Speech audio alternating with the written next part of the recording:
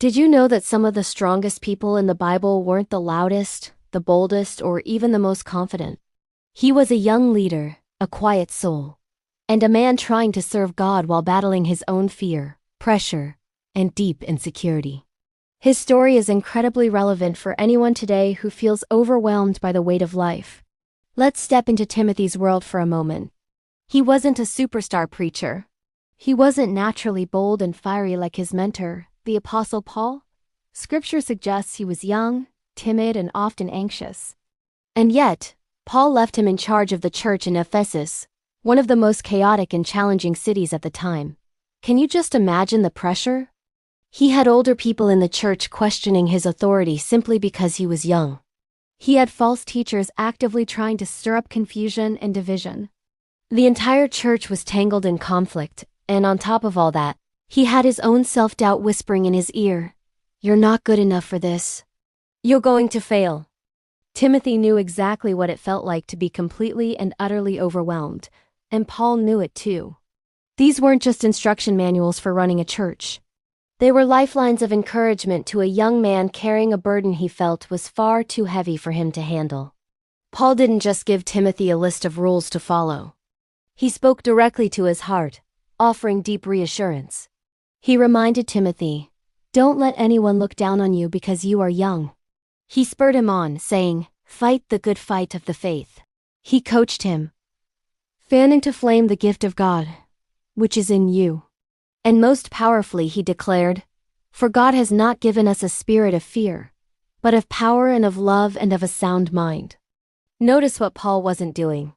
He wasn't telling Timothy to just toughen up or get over it.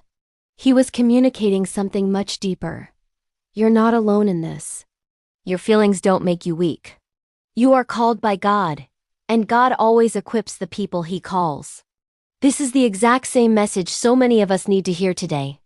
Timothy's struggle is so powerful because it's our struggle. His story feels so relatable because he dealt with real anxiety. He felt unqualified for the tasks ahead of him. He worried about what other people thought. He carried responsibilities that felt way too big. And he desperately needed encouragement just to keep going. Paul didn't shame him for any of that. He supported him. And that's a beautiful reminder for anyone dealing with stress, insecurity, or emotional exhaustion. Struggling doesn't disqualify you. It just makes you human. God didn't choose Timothy because he was fearless. He chose him because, despite his fear, he was faithful. So, what does Timothy's journey teach us about our own mental and emotional health? It shows us that you can lead even when you feel nervous. You can make a real difference in the world even when you doubt yourself. You can grow into a stronger person even when you feel small and insignificant. You can be called to something great even when you feel fragile. And just like Paul supported Timothy, we all need people in our corner who speak life into us, whether they are mentors, friends, counselors, or pastors. We need voices that remind us of our true worth when our own negative thoughts get too loud. If you're watching this right now and you feel overwhelmed, anxious, or just unsure of yourself, let Timothy's story whisper this truth to you. God doesn't wait for you to feel strong before He decides to use you. He meets you right there, in your weakness, and He promises to walk with you through it. You don't have to have it all together. You just have to take the next step and keep going. Just like Timothy did. Thanks for watching.